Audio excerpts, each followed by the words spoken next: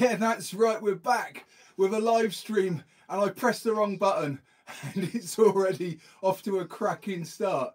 I hope you're all settled in with your beverage of choice. I've got a little cup of tea here, and welcome to the live stream. If you haven't checked in on one of these before, basically it's a chance to comment in, ask a few questions, steer the conversation, and if not, I'll just waffle on about skateboarding. And I've just come back from the Concrete Waves skate park, and that is why I'm a little bit flustered, because I just got through the door and then I went to set the live stream, press the wrong button, and it went on and then off, and now we're back on. So hopefully everybody will find this popping up, and if you have found it and you can hear me loud and clear, then do comment in. Oh, howdy from Texas. We've already got a comment. I'm going to check this. I've got my laptop open here so I can check in on all the comments. Great stuff. So just a bit of background on the channel, up to knocking on the door of 17,000 subscribers, and I usually do one of these live streams every 1,000 subscribers or so, but it's sort of been galloping away, so there's a few more than 1,000 joined since the last live stream. So welcome to everybody, and many thanks for your support. It means a lot. I'm just trying to get this chat working. Rec is saying howdy from Texas. So yeah, we're knocking on the door of 3 million views, which is pretty humbling. And the demographic of the channel is roughly 30 to 50 year old people who skateboard, and mostly from North America and Australia, and then a little splattering of UK people. So it's been a lot of fun making the videos, and I'm back totally in the game after a bit of a knee injury and a bit of a shoulder injury, and that seems to be all part of the path of the course. So let's just check this is working. I've got the chat coming up. Good stuff. I'll have a little sip while we get bedded in.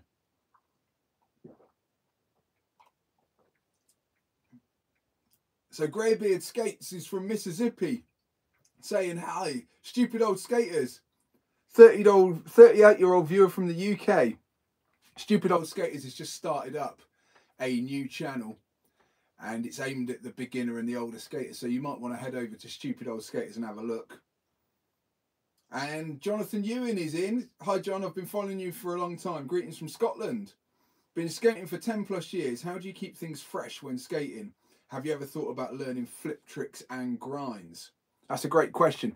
I think the way I keep things fresh is to try and learn new things. I did find myself on the new street course at Concrete Waves. They've just built phase 2, which is all what I considered by looking at the plans to be very manageable street obstacles. But of course, as soon as they built it and I got there, something inside me sort of fell on its side, because it was all way more intimidating. I'd mind skated the plans, and I had lofty ambitions, and I got there and I had to dial it right back. So I decided to just try and learn a bit of a slappy and a slappy grind on the ledge there, and it took hours, and it was really embarrassing how rubbish I was. But it's like any new skill, I'm brand new to street skateboarding, but I did enjoy it immensely because it was a brand new fresh thing.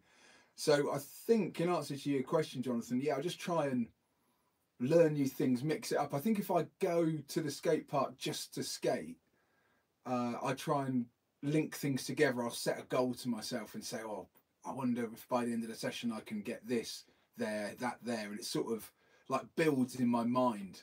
And the other one is to try and go with some fellow skateboarders, and I find that's a lot of fun, because then you can get in the vibe and there's somebody there to witness your antics. David Clutter says, hi John. David Young, County Durham, 39-year-old. And the vid's inspired David to take up the skateboarding again. Oh, it's very nice to hear. Yeah, there seems to be a popular story with the skateboarding. Quite a few folks coming back to skateboarding after a little bit of a hiatus. And it's lovely to have a bit of a community where we can all bounce ideas off each other. And I'm pretty humbled that people check in on the videos and, you know, get involved in the skateboarding. And it's coming into that time of the year where I get a chance to meet a few people from the internet comments. They come down to Concrete Waves, and it's always a bit of a joy to skate with you guys and have a bit of a chat and check things out. Good. Greybeard Skates. I'm 53 and starting back again after about a 20-year break. That is nice. 20-year break, 53. Wow. Rich Hopkins is in. Oh, Rich Hopkins is a mate of mine from Bournemouth, and I hope you're keeping well, buddy. He's heading to the Duck in the morning. So if you check out any of my older videos, there's a bowl there called Duck Lane, and it's absolutely amazing. Look, it's got loads of little pockets. It's sort of like a snake run and a little thing, and it's got a really deep bowl, which was my Everest when I was starting out. That was my beginner skater dream, to try and snick the top of that bad boy and eventually try and drop in on it and do some other things. I think the last time I was there, my mate Geordie goaded me into doing a 50 in from the top, which was pretty exciting because it exceeded any expectations I ever had. That deep bowl was pretty challenging when I hadn't been skating too long. So yeah, I've been at the Concrete Waves Bowl, and it was a bit of a perfect session because it was a perfect storm. Literally, there was a storm and it rained and everybody went home. And when I got there was nobody at the skate park. It was a bit wet. But the beauty of the Concrete Waves pool is that with a squeegee and a towel and a bit of wind, can dry it out and just skate that bit of the park when the rest of it's still wet. So I sort of had it all to myself. And then there was a sunset, and oh my goodness. So I'll post a few clips of what went down on the Instagram. If you want to check out my Instagram, it's John Bishop Skate. And I'll pop a few clips on because I think they might look pretty fun. Good stuff. Yeah, so I'm looking forward to doing a bit more street skating. I sort of got bitten by the bug just trying to do this slappy thing. And it's my arch nemesis because being 6'3" and not that skillful, going slow and having to do finessed movements is my, yeah, it just isn't my thing. I've sort of got a channel of transition skateboarding where I just go flat out as fast as I can, and if it all goes wrong I can sort of ride it out and knee slide and hopefully it comes good. But with the street skateboarding, it seems like falling from 6'3" up onto the flat ground is, oh, it's always going to be emotional, and I haven't got the knowledge to know when it's going to go wrong. So if I do commit and stand on the board, anything could happen. Brendan Moulders checking in from New Zealand. Hello, Brendan. Brendan's a regular on these live streams. Hey, Rec, how tall is that deep bowl you're talking about at Concrete Waves?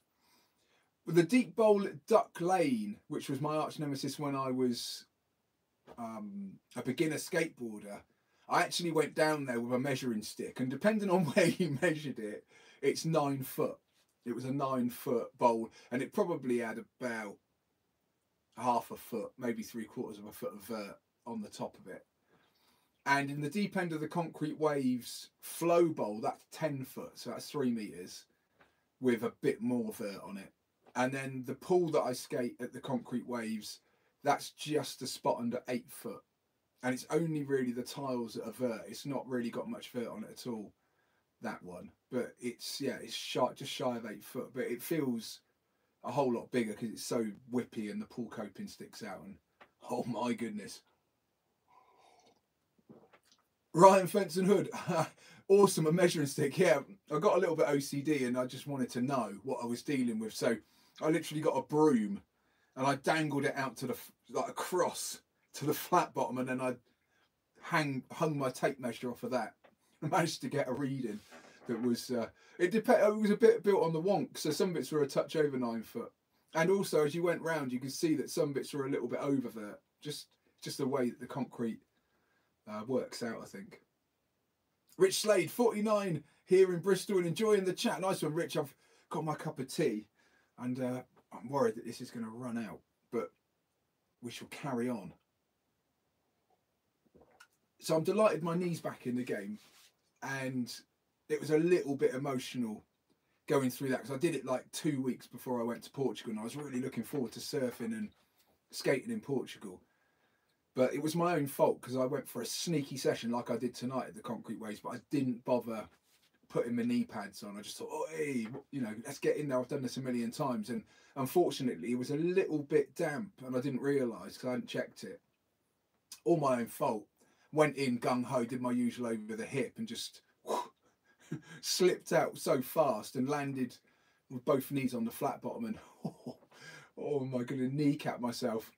I walked off with my head bowed and a tear in my eye straight off to A&E because I really thought I'd broken something. It was that difference in pain where it's like, it's fine, I'm going to crack on, rugby player mentality, or you've gone white as a sheet, thrown a whitey, you feel sick. And that, in my experience, is usually a bone of some description. But I got there and to my surprise, when they x-rayed it, they said it was tickety-boo, but it was up like a balloon. It was ridiculous. Wayne Bird, evening, nice one. Bagel Days. You are a huge skate inspiration. Oh my goodness, that's very kind. This, oh goodness. What's the next battle? Lean to tail, says Ryan. I'm absolutely hell-bent on doing the blunt fakie. That is one I've got to do, but I'm terrified of it. And I can't think of a strategy for getting it together. I've got the feeble fakie and I've got the decked out rock to fakie. And I think the next one might be the pivot to fakie. Because in my mind, I'm thinking, well, a decked out rock to fakie is 2 wheels away. And then a feeble to fakie is 1 wheel away. And then a pivot to fakie really is just 1 wheel more. And then it's the blunt fakie. But I think I'm overthinking it. I'm just scared to death of it. I can't visualise a way of doing it. I think I'm just going to have to like wear the Iron Man suit of armour and just send it full power. But if anyone's got any ideas on how to learn the blunt fakie, that would be most good. Only strategy for blunt fakie was slamming a bunch on really small quarter pipes. Bagel Days. That sounds like the sort of thing I was thinking of. Blunt grab to fakie, says Ryan. Yeah, I think I would definitely do some sort of pull-in to start with for sure. I think the blunt ollie fakie might be a bridge too far. But we'll see how we go.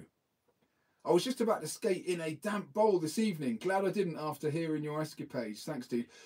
Yeah, Mark, I think on normal concrete, you can get away with a bit of dampness, but luckily the Concrete Waves skate park is sealed, which means that the Cornish winter we have had has been extraordinary. I mean, really, it's rained every day. And there's quite a good sort of log of the degradation of concrete, and it just seems to be savage in Cornwall. So luckily that pool I skate is sealed, which really helps the concrete to stay smooth and not erode. But if it does get a little bit of moisture on it, it can just be a little bit slippy. But it, you know, you shouldn't skate it when it's damp. I wore my Iron Man suit too. Oh, Bagel Days, if you've got any clips, hit me up on the Instagram. I'd love to see the process just so I can visualize it. And I think what I need to do is I need to commit to 2 or 3 and go flying, and that'll give me my confidence, because at the moment it's the fear of the unknown. And I think the one that I'm fearing the most is when I was learning to rock fakie, I used to like slam into the ramp, like not fall off backwards. I think falling off backwards to the flat would be okay if I got my Iron Man suit on. I just don't fancy like trying to pull it in and not really committing, and then going whoop, sort of banging my head on the coping. Just done working in USA. About to shred the big bowl with my bros. Oh, Joe Scar, that sounds perfect. Oh my goodness. Yeah. Oh, either going to skate or getting back from skating is a beautiful thing. So what have we got coming up? I was going to do a series of street skateboarding, but it was so humbling and just I'm so rubbish at it. I just I might just keep working on it in private and then post a few videos. But I guess it's helpful to anybody who's starting street skateboarding. It's just difficult to be there and be the absolute worst. Not that it matters, but as being a human being, you still wonder.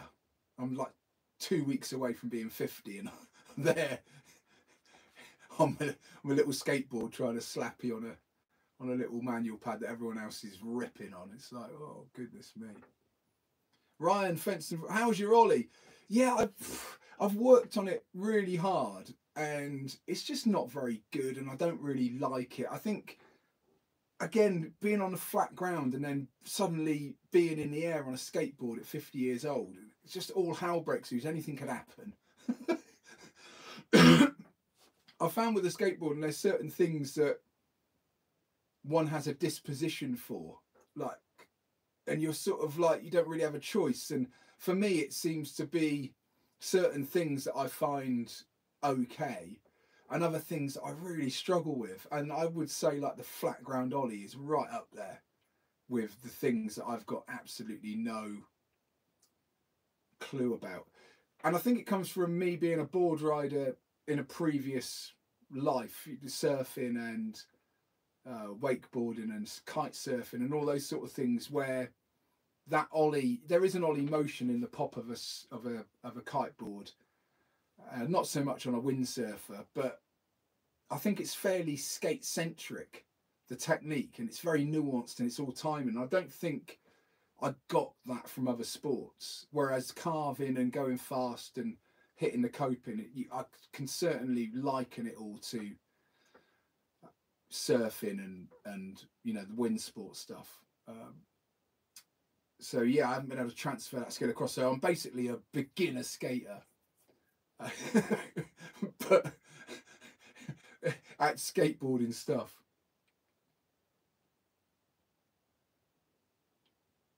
Brendan Mulder, any tips on starting a channel? Oh, Brendan, yeah, there is really nothing else for it than the humbling 0 subscribers, press the button and you're off. And that's how I've started both my channels, and I had to go back with the guitar channel and start again with 0 subscribers, and it's pretty humbling. And I guess you just have to hope that you enjoy the process of making the videos. I was quite lucky that I made the videos, and the purpose for the videos to start with was to motivate me to get better at skateboarding. And because of my job, I don't really have the same time as other skaters to go to the skate park. So I was finding myself at the skate park on my own, and it was just too easy to not do anything. I could go to the skate park and like just do the things I usually did, and then make an excuse to myself about why I wasn't learning the rock to fakie or something that I was terrified of. And the only way I could get it done was to film the process. And the only point of filming it really is to make a video out of it. So I stumbled on this idea of like videoing me learning the trick, talking about the struggles of it, and then editing it together and popping it up. And the timing was dead jammy for my channel because it was right in the lockdown, when I think a lot of people had a lot of time to work on new projects. And my new project was doing the skateboarding and the skateboarding channel, and I wouldn't have had time to have done all that learning about the videos and how to make the videos. It's become a bit more streamlined now, so I can make one video a week and run it alongside everything else I have to do. But those early stages of videos took ages to edit, and they weren't very good. And I've tried to work on my presentation ability, which I'm still not very happy about. And I think anybody that presents will tell you that it's a bit weird, especially when you're editing a video of yourself talking about yourself. Sort of, you do wonder, am I some sort of narcissist, you know? But I guess what you could do, Brendan, is just, you know, if you feel it's valid and good and your heart's in it, and when you've made the video you feel like you're pleased with the result, then it's pretty much guaranteed that other people will think the same. So yeah, and I guess don't be too fearful about the first ones being a bit rubbish, because you've got to start somewhere, unless you've got like a background in video making. Otherwise it's a pretty steep curve. Street skating will be legit. Looking forward to it. Greybeard Skates. Yeah, I'm just worried it will be so basic and so remedial that nobody will be able to engage with it. But you've got to start somewhere. I guess there are other people out there in the same position as me not being able to do it. So there's just posting from Spain. Yeah. Hola. Ryan Fenton, I love it. over the hill skateboarding, you'd nailed slappies in 30 minutes if someone showed you, John. Yeah, the guys at the skate park are really kind, and they showed me the skill, and I sort of nailed it. I won't say I nailed it, but I got a few fairly quickly. But it was just like, again, the consistency and them being how I wanted them to be, you know, like fast and good sound, and but they were very fun. I sort of thought I was going to get a board slide on one of the small parking curbs. I thought that was well in my wheelhouse because I do like a board slide. But it was just the speed. They're on top of banks. There's like a little bump to curb. And I just couldn't get my head around committing to that. And also, I think with the street skating, it's a bit of a no pad environment, so you can run out and be nimble and not be too trussed up. So I'm not sure whether I could get down there with the Iron Man suit on. But I guess I don't really mind too much what people think, I guess. Ryan says his Ollie's starting to click after a year of practice at 46. Yeah, man, I mean, God, I guess you have to prioritise. I've only got so much time, and there's only, you know, I like doing the vert ramp skateboard, and I like doing the mini ramp, and I like doing the bowl. And I'm already spreading myself too thin there. You know, I have to. So if I start trying to do flatland and freestyle, and it's just, you know, beyond a you know, a jack of all trades, master of none. It's like jack of all trades, falling off all the time, not doing anything. Yeah, Brendan, cheers. Yeah, good advice. Yeah, it's an interesting one. As I say, the guys from earlier have set up a new skateboarding channel. I'm fascinated by them, but the thing about the skateboarding channel, I think mine in particular, is become it's its own. It's sort of grown organically. I've never really steered it or thought too hard about it, but I think it is very niche. I mean, it's like, you know, an older person learning to skateboard. So you're already pretty niche. It's just skateboarding. So I think if I wanted to really study it, I could look at the bigger skateboarding channels and see what sort of viewership they got. But I'm not really fussed that way. You know, one of my big inspirations is Chad Caruso, but I think Chad is a bit different to me in the fact that he's a really, really good skateboarder, and also really good at explaining the tricks. But if I look at other, I mean, I guess, you know, there's channels like the Nine Club or Jason Park or Dan, I can't remember his second name, but they tend to be so different to what I do. They're just generally showing great skateboarding. That's the whole thrust. Dan Corrigan, just showing, you know, 20 minutes, NKA vids as well, just showing 20 minutes, 30 minutes of great skateboarding in LA, which I love to watch, but it's very different to what I do. Bagel Days, yeah, Chad makes it look easy. He certainly does.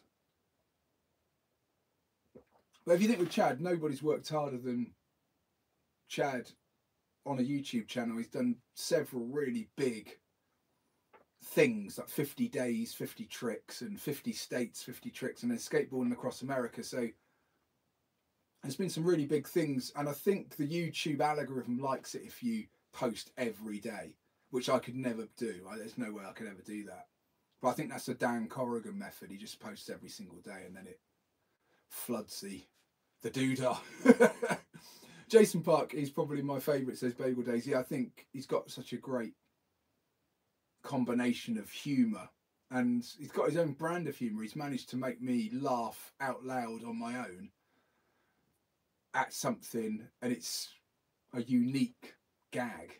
It's a sound effect and a bit of a rocking backwards and forwards with the with the video editing, and I'm laughing. It's pretty incredible, I think. Stupid Old Skaters, thanks for the mention. Yeah, Stupid Old Skaters is the channel I was talking about, brand spanking new, about skateboarding.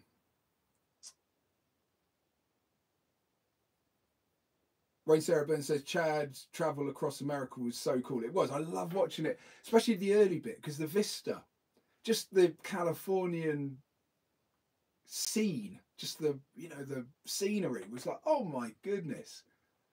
And just like, I think that vlog style, Chad's really natural at talking to the camera, which is incredibly hard to do, and he's got it nailed, so very good. Bagel Days, I was really impressed you did the rock judo like Jason. I still haven't learned that one. Yeah, that's really scary. There's a couple of Jason Park tricks I was excited about. There's one where he goes to drop in and then he jumps in the air and lands on the board.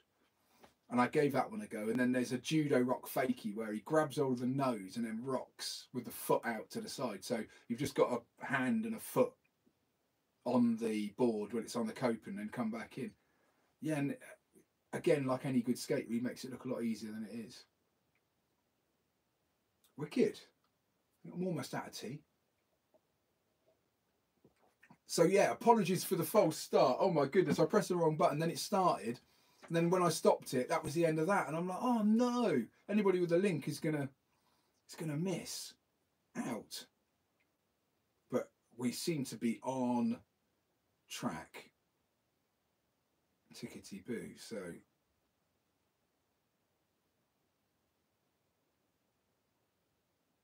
I was working on a 50-50 grind over the hip tonight, and it was making me very excited because the speed, once one gets over the hip into the grind, it was making an extraordinary noise, and with a lot of kerfuffle and chances for dismounts, and that was something that got me excited. So I think one of the earlier questions was, how do you keep it interesting? And trying to get over the hip into a grind was pretty exciting tonight. Any plan to revisit the loading bay in Glasgow? I would love to get a session at some point. Yeah, there is. I've got a show in Glasgow in a couple of months, so I'll be up playing in Glasgow, and that's my ticket to skateboarding around the UK. I play in an orchestra and then tour around and do the show in the city, and then go to the city skate park. And if you check in, I think there's a folder of the UK skate park tours, and that's me just in a city, and I take my board with me and then go for a sneaky skateboard. So I'm pretty lucky to check out other skate parks, and the loading bay up in Glasgow is a cracker. The bowl there is absolutely massive, and it flows so nicely. Can get so much speed. They've got a little tiny micro ramp, and then they've got the actual loading bay, which is the street thing. But it's all built out of an actual loading bay where, you know, it's good. Great stuff. So I think I've got a trip planned to Cardiff next, and I love a bit of Cardiff. They've got some brilliant skateboarding opportunities. There's a vert ramp in Cardiff, which is one of my favourites. It's a skate light ramp at Spit and Sawdust, and they've recently done the inside and redone the bowl at Spit and Sawdust, so I'm looking forward to going there. There's also a place called Ramp World, and it really is a world of ramps. If anybody's been to Ramp World, there are many ramps. And there's also the Tredegar skate park, which if anybody's been to the Tredegar skate park, you'll know that it's 100% crusty gnar. And I really like the pool there because it's absolutely mental. And it's another one of my Everests, to try and get a grind somewhere in that pool, or try and drop in, or try and get over the steps, was particularly challenging. And it's quite rough, the concrete there, so there's no opportunity for a knee slide really. Every time I knee slid, sort of ended up with my pads up round me ear rolls and my shoes coming off and stuff. So it's pretty exciting. Hey, yo, John, I'm a musician also. One thing that I worry about all the time is injuring myself ahead of a gig. How do you get over this fear? I honestly don't think about it. I think the path to injury is thinking about it. And I'm the same with holidays. I just carry on 100%. I don't back off either. I think there's something about that mentality of changing your routine that will draw you towards it. And also, just thinking about it and being concerned about it puts it in your headspace. So I don't acknowledge it, and I've been, touch wood, I've been really fortunate with guitar playing apparatus. Even when I've separated my shoulder, I did a gig a couple of days later and it was absolutely fine. I just couldn't wear a strap, but I managed to get through the gig. So I haven't had any gig changing. I think we're talking like broken fingers and wrists for guitar, and I always wear the wrist guards, which tend to the idea with the wrist guard for me is to dissipate the energy away from there, transfer it onto a stronger part, which is the elbow. So that's how I tend to. They're not to save the wrists in any way. I think people get confused about the wrist guard, thinking it will in some way brace the wrist and stop it from getting broken, and I don't think that. You know, I've got sliders on mine, so you slide it out, that gets rid of the energy, and then you put it onto your elbow if you do need to put your hand down. But I've tried my best to learn to not ever put my hands down, so that's another good trick. You know, try and use the knees or try and roll over on your back. But sometimes it's just no. I think when I start trying to do the street skateboarding, that's probably a little bit more troublesome, because it's going straight to a flat ground, you know, whereas for transition you can slide and slip and rearrange it. I don't know whether that makes sense. I've always looked around the skate park, and if I see anybody wearing a set of wrist guards, I usually think there's a musician or a tattoo artist or some sort of creative person who's a bit worried about the old breakage. Nice one. So what I've been watching lately, I've been watching a lot of Dan Corrigan, just because he uploads daily and it's very entertaining. Watching a bit of Jason Park, just for the sheer entertainment value, and NKA vids seem to not be posting as much recently, but I do watch those. And then I've been enjoying the competitions. So there have been the world skateboarding competitions. There was one in Dubai, and my brother-in-law worked on the building of it, so he was kind enough to send me some pictures of that park being built, and it's absolutely amazing, the Dubai skate park they use for the world qualifiers. So go online and check that out if you haven't already. Brendan Mulder, what's your favourite bowl skating wheel? I'm thinking of going Spitfire Formula 4s. Have you tried these? Any record? I use the Spitfire Formula 4s, Brendan. I like them very much. And I use the 58mm, and it's called an OG Classic, which I don't think is up here, but that's the 55 OG Classic, and it's just got a little bit more of a contact patch. This is what it looks like in a. Whoa. This is what it looks like in a 60mm. That's the OG Classic 60mm. So I bought those for the vert ramp, but I actually prefer the 58mm because the 58mm is quite a lot lighter, and it still is fast as I'd ever need it to be. So yeah, but there's something about the Spitfire formula. It's just so good, and it works on wood, it works in the concrete. It's 99A on the Durometer, and I think there's lots of exciting new wheels coming out that have got the soft for the street but still slide aspect. There's one from Spitfire, and then there's one from the Pal Peralta. I think it's called a Dragon formula, and I haven't given those a go yet, but I'm so happy with the Spitfires that I'm sort of a bit like, don't change it.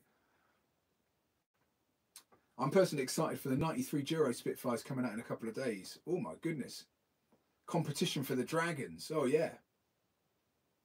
Bagel Days, I really like the Dragons. I think a lot of people really like the Dragons. They're a bit voodoo. I think they really grip, and you can ride rough stuff and then they still revert and power slide. Yeah. What else have we got?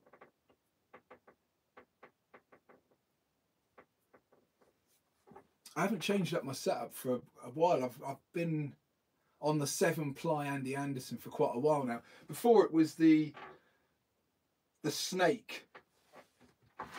So I really like this guy. This is like an old school 10-inch deck.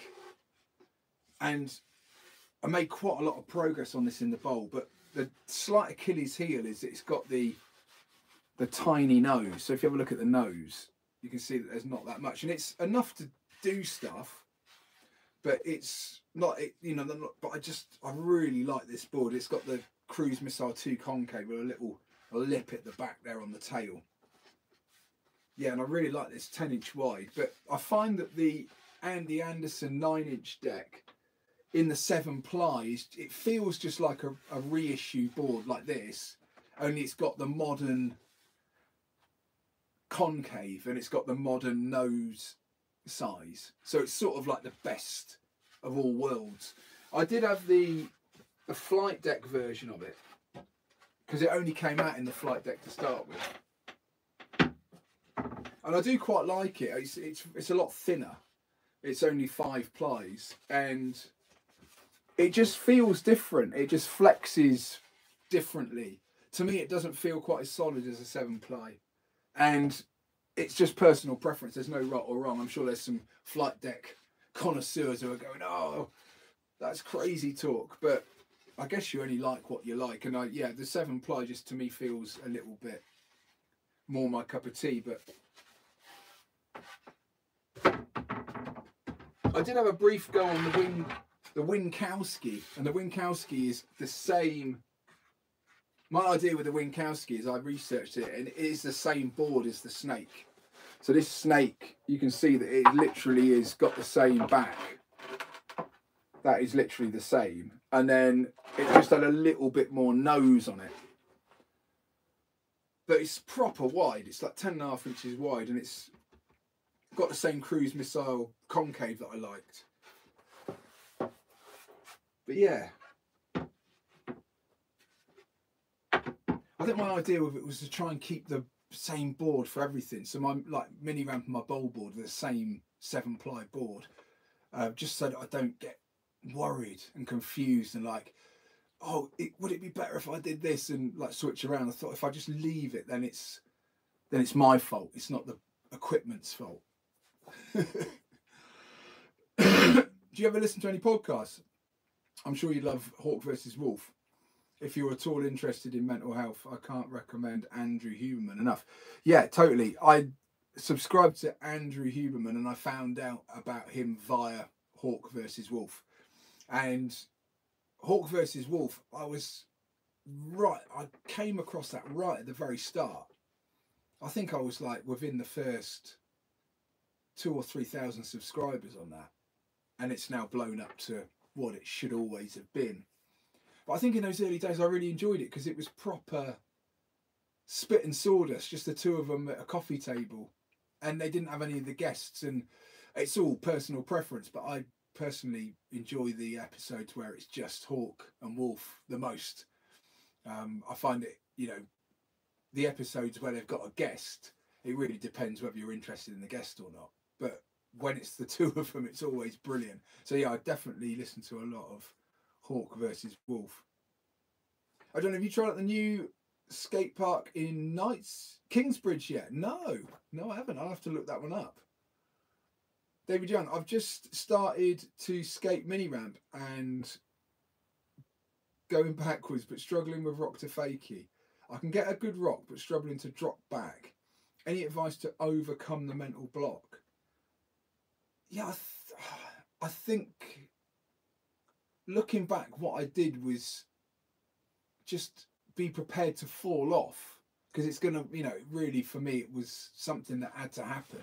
I think it's the same as my blunt fakie. I'm going to have to fall off.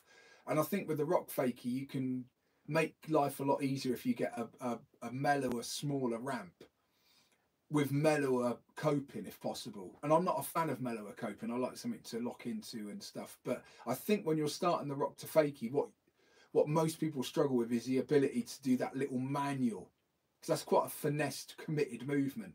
So it's sort of like quite a good step, even though I wouldn't recommend it, but most people go for the step of just rolling the wheels over the coping back and forth.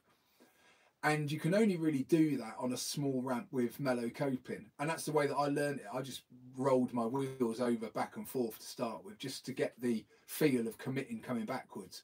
And then, you know, every 2 out of 10, I'd go flying because somehow I'd still hook up. And then I think just practicing more and more and more, I managed to eventually start. I think I did a drill where I'd go up on a bigger ramp and just try and lift the wheels off, like do a little death fakie, but not near the coping, just try and go lift and then come back, just to get used to that manual feeling of coming backwards.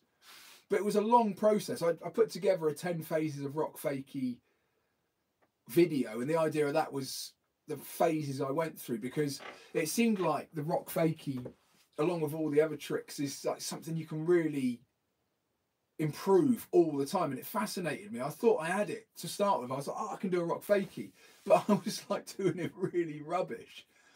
And it wasn't until I went to see Greg Nowick for some skateboarding lessons, and he sort of demonstrated a really good rock fakie and pointed out all the various bits of detail in the trick. And I think from then I've been trying to be mindful of like clearing the wheels on the way over and clearing the wheels on the way back. And I think it's my favourite trick, the rock fake. I love the feel of it because it is so committed and it's so binary. But yeah, I think unfortunately it's just one of those things. Do you have any favourite combos? My favourite combo right now is the axle stall disaster. Oh, crikey. How would that be then? So axle and then bring the back wheels across. I like the blunt. I've done a lot of blunt combos, but not the blunt fails. I've done blunt axle stall. I've done blunt round to pivot and blunt to the disaster. But I haven't done Clark, yeah, I totally agree. I would presume about the rock fakie. Pressure cracks to healthy snacks. How's it going? Yeah, it's all good. Cake baby man, John Boy, Indiana here. Oh, nice one, dude. I'm struggling to get the rock fakie back after an 11-year break. Oh man, it's an emotional time. I guess if there's some way you can acknowledge that you're going to fall backwards onto your elbow, then a pad there can help. And then some sort of phone directory down the shorts for the hipper. And then, yeah, go for it. Decking a rock to fakie feels so good. Yeah, that was the first rock fakie. I found that it was a game of opposites. And if I went up and decked the wheels right out so that the back wheels were right up against the coping, as long as I really sent it backwards, that motion would naturally clear the front wheels over. And I think that was my first iteration of the rock fakie. I found the one where you come up and you sort of rock, literally do what the trick says, rock on the middle of the board to fakie. I found that so hard to do because it so many elements. You know, there's speed and there's also the right up onto the coping. And then I found that once I started doing that one, there was a fair chance I could, on bigger ramps especially, I could slip backwards because I have rails on my board. So I go up and rock the board in the centre and it would slip. Whoa. And then, yeah, back, it would sort of fly off. Got to learn those blunt combos. Do you call rock fakie to tail stall the school ruler? I love how that trick looks. Yeah, rock fakie to, yeah, you can sort of like fakie rock and then throw the tail out and then it sort of goes grrr on the edge. Me and my mate Sam used to love doing that. It reminded us of being in a maths lesson. And you just had the school ruler on the side of the desk playing a tune. Yeah, come up, fakie rock, and then push the wheels across the coping. I love the keep on trucking. I was recently practicing the keep on trucking and actually clipped. It was a bit emotional. Yeah, the keep on trucking, you come up for a rock fakie, but with your front foot, you just put it on the heel, so your toe comes up. And there's a sticker in America called Keep On Trucking, and it's a guy or a cartoon character with his sort of heel on the ground and his toe up in the air. And he's going like that, like the Fonz. So if you can do that during a rock to fakie, I believe that's called the Keep On Trucking. And my mate Geordie taught me that one. He used to do it, and he told me it was called a Keep On Trucking. Oh man, so that's where yeah, if you do a quick Google search of Keep On Trucking sticker, it will come straight up and you'll see exactly what I mean. What's your favourite trick? What's the hardest trick? Any tip on front smiths? Can you do those on a mini ramp or just a curved bowl? Yeah, I can just do them on the curved pull coping, Brendan, because I find that the pull coping I can get the rail of the board down, and the pull coping's so chunky you can like set the board and it will whiz round. I find on a mini ramp it'd have to be quite a good size to get the same effect without the front wheel dragging. Even though the one at Mount Hawk is quite whippy and it's got quite sticking out coping. So there's guys at Mount Hawk that do fantastic front Smiths on that ramp. But for one reason or another, I haven't quite got round to the straight coping version. I really want to do it. But I do like the front Smith. I think that's probably the hardest I've ever worked for a trick, and that's probably the one that I just thought I'd never get, because I went back session after session for months only trying to do that trick. And when I eventually did one, it was a tear in the eye time.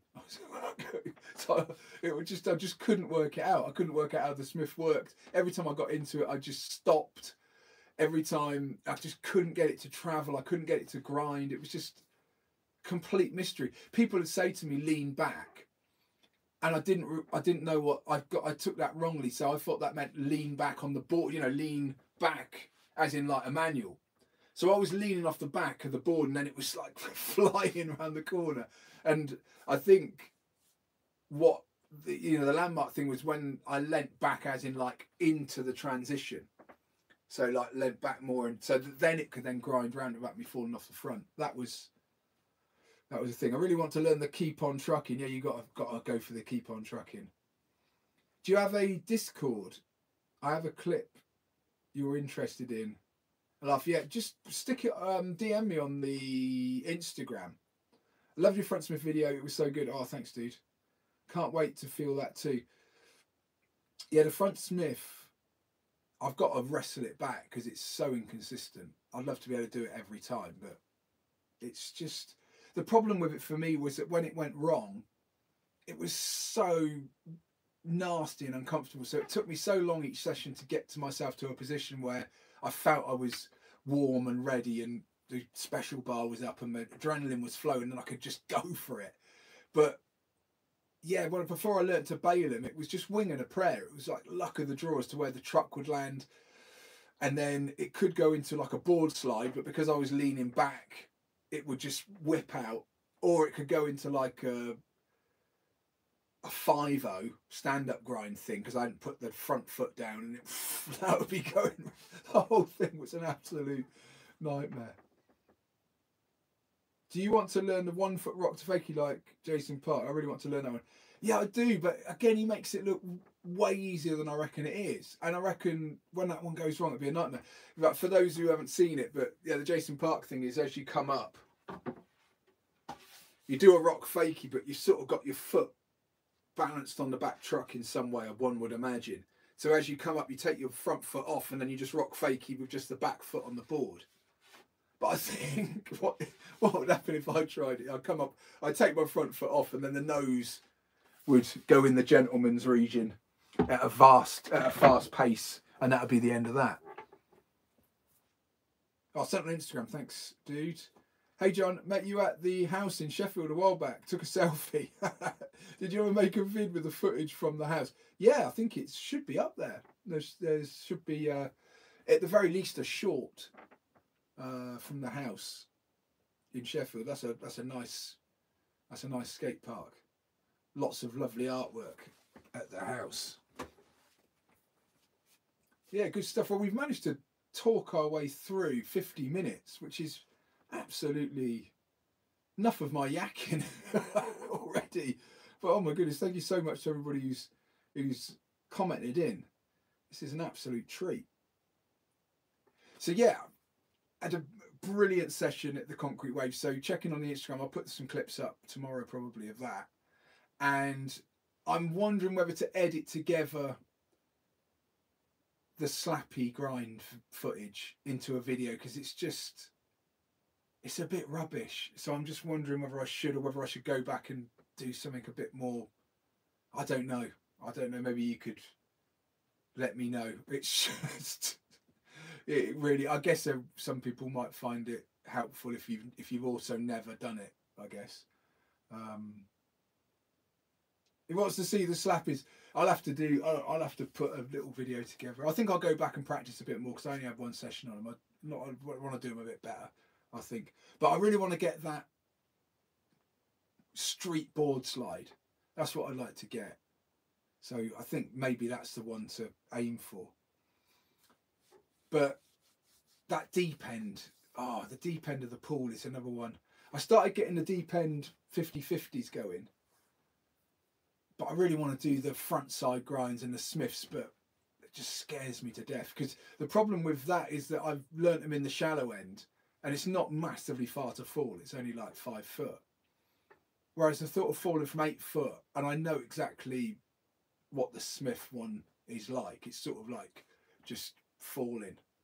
It's going to be a nightmare. So I need to find a way to safely bail it and learn it and things, I think. The John Bishop rubbish skating is fun to watch. Oh, goodness. I hope so. Oh, yes. Good stuff. Right. Well, I think if no one's got anything more, that was a lovely way to spend an evening. Thank you very much to everybody who's tuned in. Oh, you might need to learn how to knee slide in the bigger vert type stuff. Yeah, I can do it. I guess I need to go up and pose it and then knee slide. But with the front Smith, it's just sort of trying to bail the board and not land on it. I'd probably have to get a lesson, I reckon. Yeah, get more comfy with it. Good stuff, right.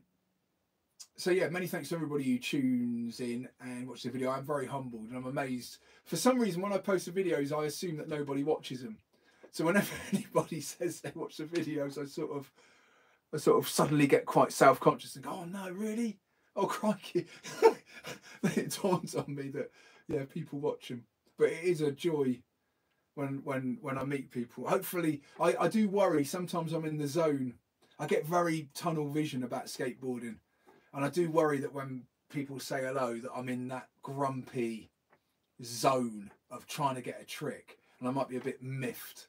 And I sort of like not quite as affable as one would imagine. So I get concerned about that. But I guess, yeah.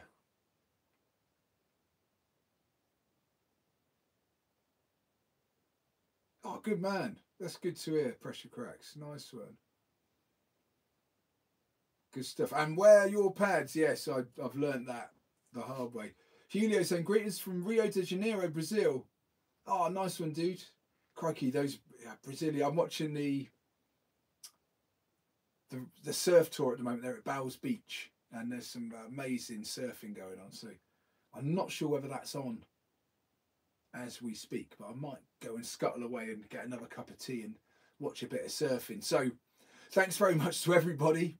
And I'll be uploading the next video shortly. Thanks for your continued support. Hopefully I'll bump into a few of you this summer. And I will see you next time. Right, see if I can find the button to make this stop. Make it stop.